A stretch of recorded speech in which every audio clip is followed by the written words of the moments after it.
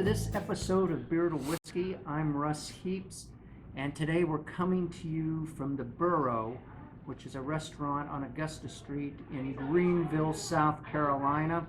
And the reason why is because sitting to my immediate left is Josh Beebe, who also owns Barley's. Normally we do these kind of things at Barley's, but he couldn't go to Barley's today, so we came to him. On the far end is my good buddy Big John Richards, the beer whisperer here at Beer to Whiskey. And this is an episode of anything but bourbon. And that's where we do anything but liquors that aren't bourbon. Coincidentally. So Quinky dink. Yeah, we had quite the quinky dink. It's crazy. Yeah. So John, just like we've discovered that Judge Bean is neither a judge or a bean. No, not a bean. Exactly. So right. Here we go. You know, you always learn something. That's you right. always It's learn very something appropriate here that at we're Beer not to doing Whiskey. bourbon today. Right. No beans. So what are No we doing beans. here, John? So we're doing actually one of my favorite whiskeys, and I frankly hope that it's something you guys will enjoy. But this is Laphroaig, and it's especially Laphroaig, a quarter cask, where normally they're an Islay Scotch, and they are one of the famously smoky, peaty Islay Scotches. Right. And in fact, they make sure that they make their whiskey extra peaty. They do some fun stuff when you really research what they are. They do their own malting in-house, which is huge. They were the first Scotch distillery to use American oak, and the first one to really concentrate on the American market. And they are fiercely proud of their land and their tradition here and what they make. So their flagship's a 10-year, which is the one you find most on the shelf. This is called Quarter Cask. I had not had it. I still haven't had it.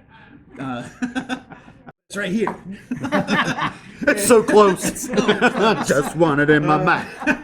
But I was really pleased to look up what this is. They took a 5-year version of this and aged it in a quarter cask. So it's a tiny quarter of a cask.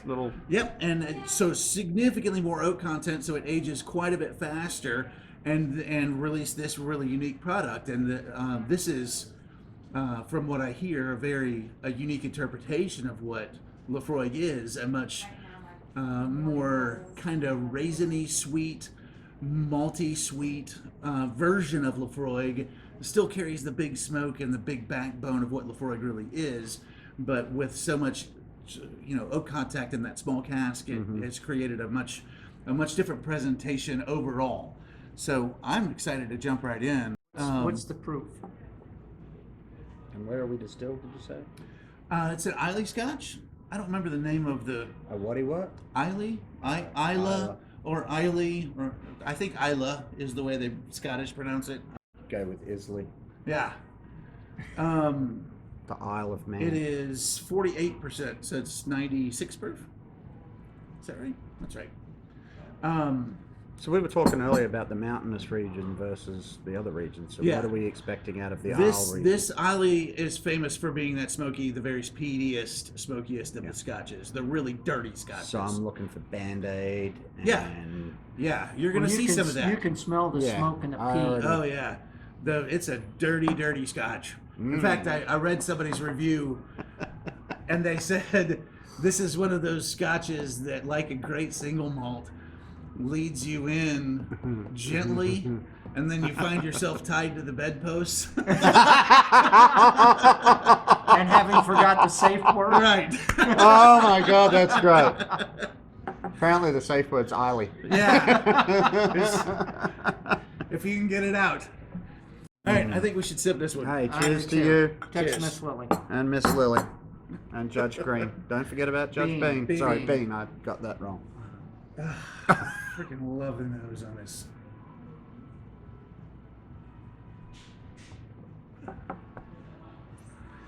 Oh yeah, that's as Ooh, dirty that as they come. really presents. Oh, that presents sweet on the front end. Oh man. Yeah, and then all that's the good. smoke and peat Ooh, is yeah. right So about much. here. It's just it's like you're It's like you just finished a campfire in the back of your throat. Come on, Big John. Where's the bedpost? Well, I guess I'm going to finish another segment by myself. No, you're exactly right, though. It tastes just like a dirty campfire. Yeah. And that's one of the things I love so much about this. That aggressive, dirty peatiness just feeds my soul. But it does have a caramel or butterscotch thing. Yeah, the front end has that caramel, toffee, and that you can't find it raisiny through sweetness. the peat. See gold raisin in there. Yeah. That would be nice. And again, I mean, I do a lot of liquid, whether it's wine or beer, with food pairings. It's always part of my mind. So when you do identify these wonderful things, my head all of a sudden goes to food. And I'm thinking, it's a really weird thing, but I'm thinking like a nice green salad with some golden raisins and a nice vinaigrette would really cut through all that smokiness and the dirtiness. So it's cleanliness. So when we pair food with alcohol, it's usually a comparison or a contrast. And I think this is so strong. I think it begs for contrast. And I would love a beautiful... I'm not one to sit down with a whiskey when I eat my salad at lunchtime, but if I were, this that's might be kind of the one way I would go. And I just want to mention that I forgot to bring dropper bottles, so we are doing the next best thing, and this works really great. A little water, the spoon drips off, and it's great. So, have you tasted it since Not you put water in it? nope. That raisin is front and center, and it's just what you said. It's that golden raisin. Oh yeah. Yeah. Yeah. It really pops on the front end. And it really, the water takes a lot of that peatiness and the smoke out of it, but it's still there. The aggressiveness drops off, but it still lingers with you. I still feel like I can taste campfire when I'm talking. Mm-hmm. I feel like this would be great with a large block that melts very slowly with very small contact to the drink, so that it is going to melt. And I think the progression of this drink with a large block would be a lot of fun. Yeah. Just sit there and watch how it changes as the block melts a little bit. Yeah, that's fun. The water did a lot for me. Yeah, absolutely. But that campfire stays in the back of your throat. It really does. Even when I exhale through my nose, I can feel it feels like I'm sitting next to a fire. Yeah. Good to see you. Live. Dun, dun, dun. it is. Yeah, we're not exactly live, but we're nearly live. We're sort of live. Live or alive? Well, in there or not? There's some debate left to be made on that. Yeah. Well, I actually have about half a bottle of this at home. Is that right? Which I've Regular never, Laphroaig or the Cask? Not this. The regular. The regular. That I've never. Somebody gave it to me, and I've just never opened it and tasted it. I think this is, and I said it off camera. I don't know that I did it on camera. I think this is my all-time favorite whiskey. The question to you is: we talked about Laphroaig being your favorite whiskey, and this is the quarter cask. Can you help explain to us what the difference you see in this? Is it a little more intense on the campfire? Is it? No, it's less intense. Okay. The regular Laphroaig is, I hesitate to put a number on it, but somewhere in the vicinity of, less than twice as peaty. Okay. Less than twice as peaty. That was a John Richardism right there. Wow. That is the reason we love him and the reason he probably doesn't work for me anymore. I'm just kidding. When you come to a fork in the road, take it. That's right. It's got less than half of the peatiness left in it. So okay. I think the oak aging mellows this. That the small cask aging really mellows the aggressiveness of this whiskey down and brings out a lot of that.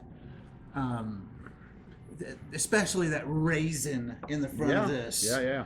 I think it's added a little bit of probably perceptional sweetness, if not actual, sugar value. But that the body of this is different. The 10-year Laphroaig is weightier and richer, and probably would even take more water to really get it to open up. Right. The way this one did so quickly. So, but that's we've talked about this before too, that I tend to like things that taste a lot. Big. He meant big. He likes things that taste big. So this is the kind of thing that speaks to me, and Yeah, that's and fair. Putting Laphroaig with a big, Pittsburgh steak that's got that heavy char on the outside, but blue and raw in the middle, would just be, it's just wonderful. Mm-hmm. Wow, you're making me hungry. Yeah, I'm Do what I starving. can. If only we knew somebody had a restaurant. I know, that's terrible, What isn't can we it? do about that? I don't know. I'll speak to a guy. Alrighty, boys. I know both you guys have to run. Yeah. So we've been under the gun today. This is, I think, Certainly have. Sprint. the sixth episode we've shot today. Normally we'll do 8 or 10, but both these guys have to scoot. So with that, Duty Cheers calls. to you, fellas. and cheers to Cheers. you. And Okay. cheers to Judge Bean and Lily and all the and folks. all them folks. We'll text them all. We'll see you next time. All right, bye.